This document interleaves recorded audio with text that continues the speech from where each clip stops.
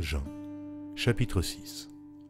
Après cela, Jésus s'en alla de l'autre côté de la mer de Galilée, de Tibériade. Une grande foule le suivait parce qu'elle voyait les miracles qu'il opérait sur les malades.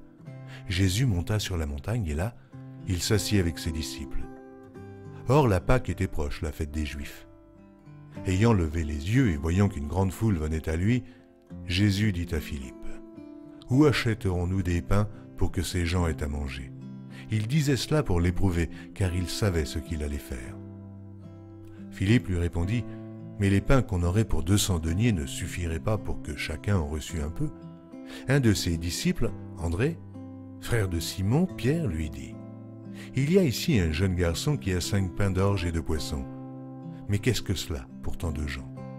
Jésus dit, « Faites-les asseoir. » Il y avait dans ce lieu beaucoup d'herbes. Ils s'assirent donc au nombre d'environ 5000 hommes. Jésus prit les pains, rendit grâce et les distribua à ceux qui étaient assis. Il leur donna de même des poissons, autant qu'ils en voulurent.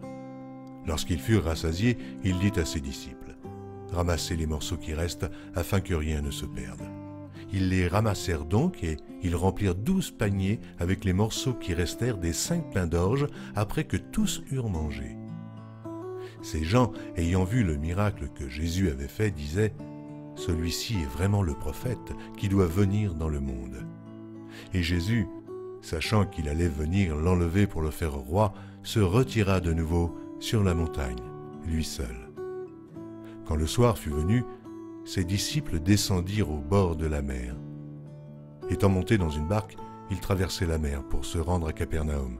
Il faisait déjà nuit, et Jésus ne les avait pas encore rejoints. Il soufflait un grand vent, et la mer était agitée. Après avoir ramé environ 25 ou 30 stades, ils virent Jésus marchant sur la mer et s'approchant de la barque, et ils eurent peur. Mais Jésus leur dit, « C'est moi, n'ayez pas peur. » Ils voulaient donc le prendre dans la barque, et aussitôt la barque aborda au lieu où ils allaient. La foule qui était restée de l'autre côté de la mer avait remarqué qu'il ne se trouvait là qu'une seule barque, et que Jésus n'était pas monté dans cette barque avec ses disciples, mais qu'il était parti seul.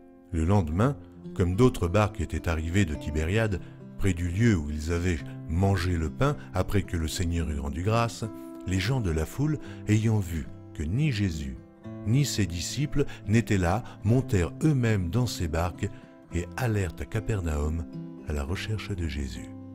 Et, l'ayant trouvé au-delà de la mer, ils lui dirent, « Rabbi, quand es-tu venu ici ?» Jésus leur répondit, « En vérité, je vous le dis, vous me cherchez non parce que vous avez vu des miracles, mais parce que vous avez mangé des pains et que vous avez été rassasiés.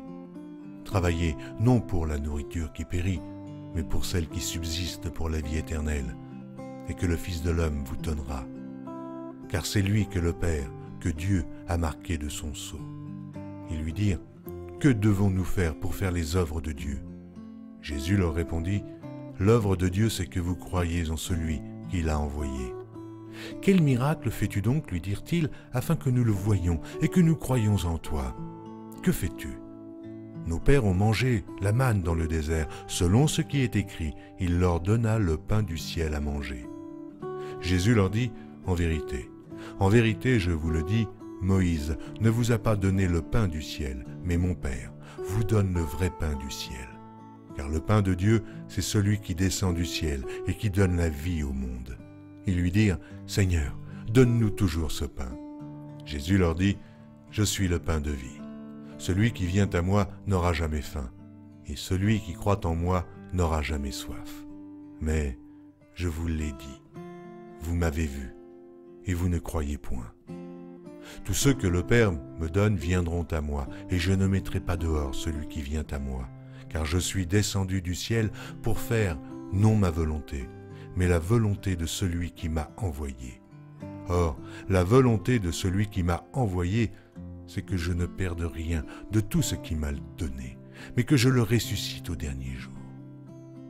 La volonté de mon Père, c'est que quiconque voit le Fils et croit en lui ait la vie éternelle, et je le ressusciterai au dernier jour. » Les Juifs murmuraient à son sujet parce qu'il avait dit « Je suis le pain qui est descendu du ciel ».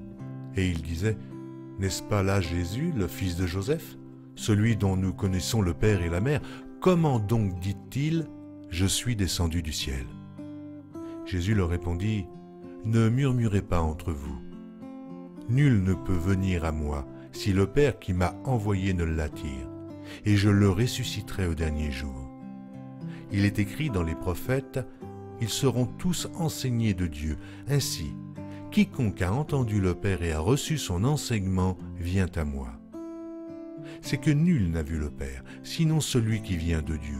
Celui-là a vu le Père, en vérité. En vérité, je vous le dis, celui qui croit en moi a la vie éternelle. Je suis le pain de vie. Vos pères ont mangé la manne dans le désert et ils sont morts. C'est ici le pain qui descend du ciel afin que celui qui en mange ne meure point. Je suis le pain vivant qui est descendu du ciel. Si quelqu'un mange de ce pain, il vivra éternellement. Et le pain que je donnerai, c'est ma chair, que je donnerai pour la vie du monde. Là-dessus, les Juifs disputaient entre eux, disant, « Comment peut-il nous donner sa chair à manger ?» Jésus leur dit, « En vérité, je vous le dis, si vous ne mangez la chair du Fils de l'homme, et si vous ne buvez son sang, vous n'avez point la vie en vous-même. Celui qui mange ma chair et qui boit mon sang a la vie éternelle, et je le ressusciterai au dernier jour. Car ma chair est vraiment une nourriture, et mon sang vraiment un breuvage. Celui qui mange ma chair et qui boit mon sang demeure en moi, et je demeure en lui. Comme le Père qui est vivant m'a envoyé et que je vis par le Père, ainsi celui qui me mange vivra par moi. Car c'est ici le pain qui est descendu du ciel.